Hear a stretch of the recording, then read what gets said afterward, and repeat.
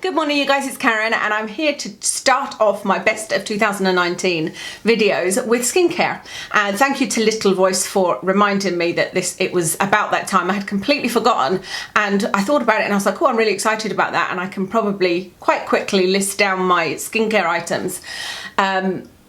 I'm starting off with makeup removers.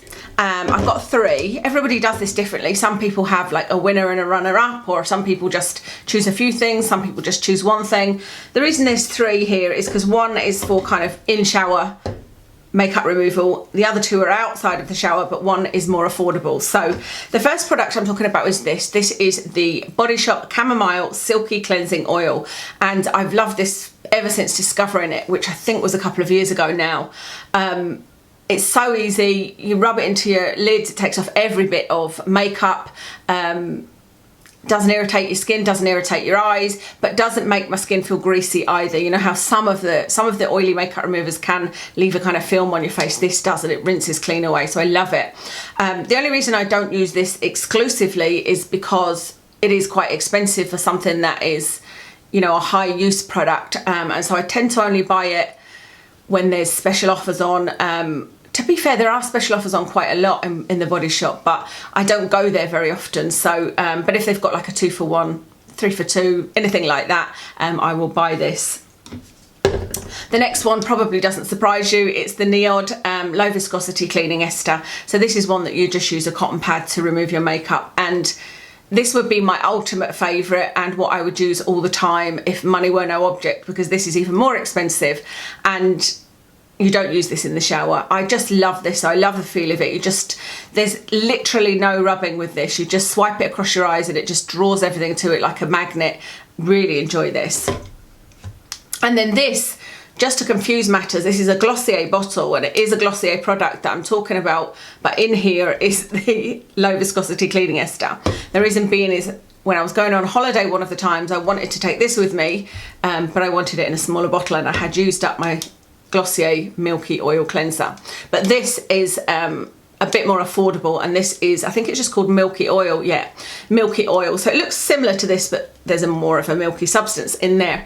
And this is another one that I would happily repurchase. I just really enjoyed this. So love that. This is very similar to the LVCE, but maybe a little bit less greasy. If you haven't liked the greasy feeling of this, then you might prefer this Glossier one. Okay, on to what I've called toners, but I'm talking about micellar water in that category because that's kind of how I use it. So of course my number one is the Be Pure Micellar Water. I don't think this was the winner last year. It will have been a non-cruelty free brand, I would imagine, something like Garnier, probably Simple, but I have discovered this one and absolutely adore it, and it's so inexpensive. I think when they're on offer, certainly they're £2.99, but even at full price I think they're maybe £4.99, and so I go through a lot of this micellar water. It's not one that leaves a residue, it doesn't have any perfume, it doesn't have any alcohol, you know, it's just goodness, and it's cruelty free. My absolute favourite though is the Yes to Cucumbers micellar water. I don't have a bottle of that because it's another one of those things that is expensive. You'd get like half the size of this for probably £8.99, something like that, maybe even more. I do love it though. I love the scent of the cucumber and I really enjoy that one, and that one's a bit of a luxury to me, you know, but they both work as well. The third and final one under the toner category that I don't have is the Glycolic Acid toner from the Ordinary, and I haven't actually shown it that much on screen, I don't think, because I had a bottle and really enjoyed using it, but I've tested so many other, I think, liquid toners and things like that, or I've been using products where I don't want to use an acid because I've been testing new skincare, you know, but it is my favourite toner. It is what I would use above all else. And so I will be ordering a bottle soon when I run out of, the current one I'm using is the Inkey PHA toner. The next category is sun protection. So an SPF day lotion. I don't use 2 separate lotions. I like to use a day lotion that has SPF in it, or an SPF that is moisturising enough to use as a day lotion, if that makes sense. And I have 2 here. The first one is fairly new, which sometimes makes me nervous because I know myself well enough to know that I do sometimes like something for the first week and then go off it, or something happens. But I've been using this for about 3 weeks, and I'm pretty sure this is going to be my kind of staple SPF. I feel like this is something I will repurchase, and it is the Comfy Water Sunblock SPF 50 by Purito. I got mine from YesStyle, but you can actually get this on Amazon now, so it must be popular. Sorry, I'm wobbling the screen there. It must be pretty popular, but I love this because it's a physical sunscreen. There's no chemicals, no alcohol, no fragrance. There's no white cast. It doesn't feel greasy. I don't know about whether it's, no, I was going to say I don't know whether it's nano, but it says on it non-nano sunblock, so it's non-nano. So this, do you remember I was saying, probably all year you heard me saying, I don't think I'm going to find the perfect sunblock or the perfect sun lotion. I think this may be it, because it feels amazing, sits well under makeup, doesn't leave my skin tight. That was a problem, you know. The Ordinary one is almost perfect because it's everything I want, except that it's not hydrating enough for me, but this is, so love that. And then I wouldn't even say that this is a winner and this is second, because I like this as much, but this is the Paula's Choice Essential Glow Moisturiser SPF 30, and I also like the one in the blue packaging that is an SPF 30 by Paula's Choice. But this one, I think I went through 2 tubes over the last year. I really, really enjoy it. And I just recently bought this because I wanted to try all her others. And so I just ordered a ton of little travel sizes to try them out. But I do really, really enjoy this and I would recommend it. This one has got a bit of a colour, but it's not a colour. This one, by the way, doesn't have a colour, but this one is, you know, it looks like it's tinted, but then when you rub it in, there's no tint at all, that kind of way. And you can see that it's got a little bit of a glow, but it's not something that, you know, it didn't shine through my makeup or anything like that. I feel like just that glow bit, whatever the ingredients are, just happen to make my skin feel more hydrated. I should also mention the Niod Survival 30, because that's another one that I liked, but I didn't love the applicator. You know, those dropper bottles are just not for me, which is a shame because that's pretty much all their packaging, isn't it, with the Deciem. The next category I've just called actives, and that might not be the exact right category for it, because I'm not, for example, including a retinol or a retinoid type product, because I've tried, in this last year I have tried, I think, every retinol going, and it just doesn't work for my skin, so I don't have a favourite retinol. And I also tried the Obagi Tretinoin, which didn't work for me either, but I did really enjoy the Obagi Tretinoin. So there's no kind of retinol, tretinoin, or sort of strong anti-aging type products. So I tried bakuchiol as well, but as you know, I did a before and after and didn't see any results, so I'm not going to continue on using that. I think what I'll be using next is Differin.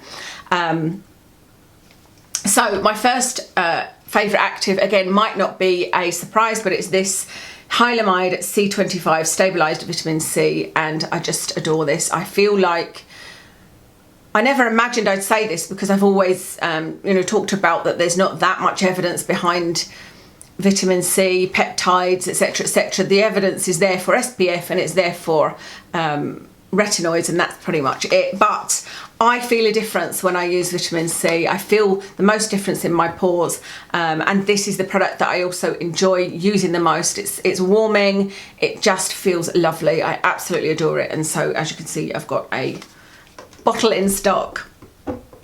The next one is the lactic acid. Again, maybe not a surprise, and this was probably featured in last year's favourites. The Ordinary Lactic Acid, 10% is what I use, plus hyaluronic acid.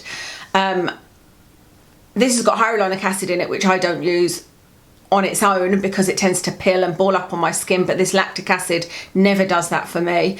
And I can always count on this. If I've got any kind of dry patches, I put this on and the dry patches are just disappear. They disappear by the following day. I don't use this quite as much as when I was using tretinoin, because that's when I would have dry, flaky skin. But it does still happen, and probably will happen again with the Differin. So this is what I will turn to, you know, take away the flakiness, but it doesn't dry out your skin, because this is good for dry skin. So I love the lactic acid. The final product is the one that I said I don't know whether this would be an active. It's not an active really, it's the non-acid acid precursor, but I love this product, and this is another one in that category of, if I was rich I would use this all the time and probably not use a direct acid, just because this is one product that I feel such a difference in my skin when I use it. It feels like it really sort of smooths it out. It feels like if there's any sort of, I get a lot of tiny, like I can see in the mirror here, a little bump, which is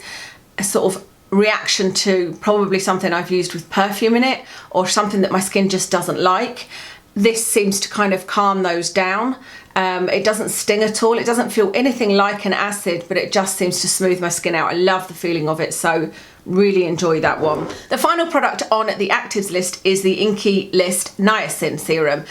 It's the only serum I found throughout the year that did not pill when I used it, and I used up the whole bottle and I just haven't got around to buying another one. I think because I was using something, yes, that I'm going to mention here that did have a little bit of niacin in it, I wasn't too bothered. But niacin is, I think, a great ingredient for any age, anybody to include in their skincare, and the Inkey List Niacin was the only one, like I said, that didn't ball up for me, and it was really, really nice to use. I have one eye cream, this is the Fractionated Eye Contour Concentrate by Niod. There probably wasn't an eye cream last year because I don't really use eye creams. I don't really use eye creams. That said, I have 3 of them. I've got this and 2 others. I like to try them here and there, but what I mean is they're not an essential part of my routine and I don't very often use them. I've got 2 sitting in my skincare bag, for example, and I don't think I've used them for the last 3 nights. I just think, oh, I can't be bothered. But this one, whenever I've bought it, which has been in a set, because this is only the small bottle, I think it's the small bottle anyway, 15 ml, but it lasts forever. I've used it every night because I really like the feeling of it. It's very, very silky. It feels like it's doing something. But I did do a review of this and before and after pictures and couldn't see much difference. I don't know that I could feel that much of a difference, but I like it in terms of how it feels. It does feel hydrating, and who knows what my eyes might have looked like if I didn't use this. So if ever I see this in a set again, I would definitely buy it, but I'm still not going to buy it to use every single day, you know, but I'd happily buy it in a set or in a sale or something like that. On to oils, and I've got 3 oils here. My top 2 favourites are from The Ordinary, and they are the Borage oil and the Seabuckthorn oil. The Seabuckthorn oil is my number 1. It makes my skin feel amazing. Whenever I use this, even if I use a little bit of it, you know, mix it in with a cream or something, I can feel the difference in my skin the following day. It's so, so nourishing, so, so hydrating. I don't love the fact that it's so staining. This is a bright orange colour and it stains my pillows if I use too much, or if I go to bed too quickly, you know, before it's really sunk in. It can stain my hands when I'm using it. It's a difficult product to work with, but I do love it. And so my second choice would be the Borage oil. This is a lot thicker, but it's not a greasy feeling, I don't think. It's just so, so nourishing, and I really enjoy that one as well. So if my skin is feeling super dry, I would turn to these 2. The final oil I wanted to give a mention to is this one by Superdrug. It's the Vitamin E Facial Oil. I've been using this for years. This and the Clarins oils are the first 2 that I sort of tried. I remember thinking, oh, I'm not sure about this because I had very oily skin, but I was just learning about that, you know, oil is good for oily skin. And I loved this, absolutely loved it. It would always make my skin feel really, really smooth and soft, but it never ever broke me out. The only thing about this is it has fragrance in it, but I love the smell. I absolutely love the smell. It's like baby powder.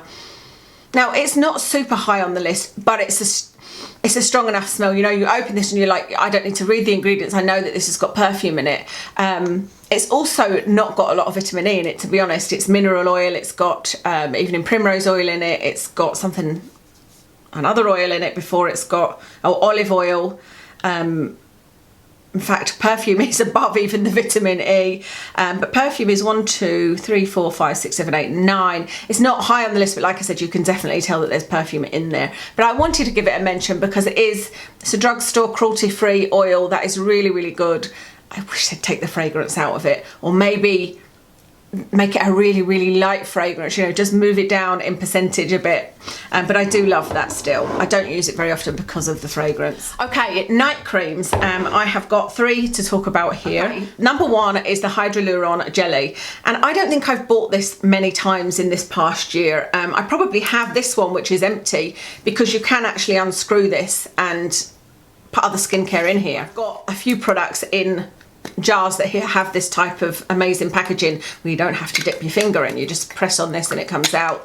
But I've only not bought this as much because I've been trying so many other things, but with all of the other skincare I've tried, this is still one of my absolute favourites. And I don't like the Indeed Labs Hyaluronic Acid Serum. That one I don't feel does anything for me. If I just use the serum underneath a moisturiser, it doesn't do anything for me. But this moisture jelly doesn't pill.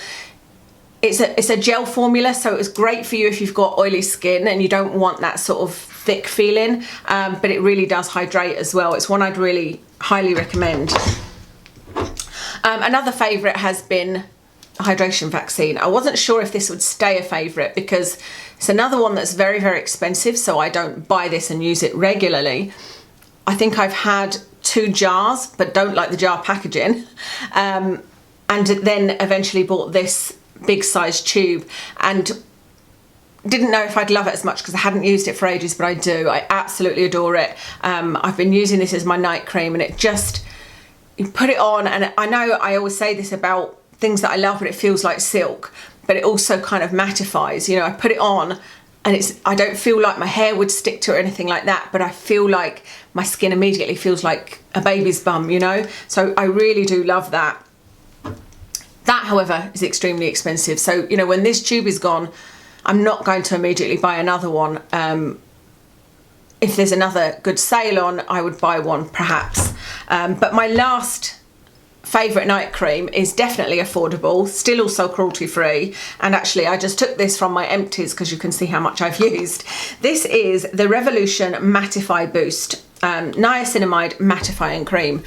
You wouldn't think reading that it would make a good night cream, but it's been really great for me because it doesn't make my skin feel tight.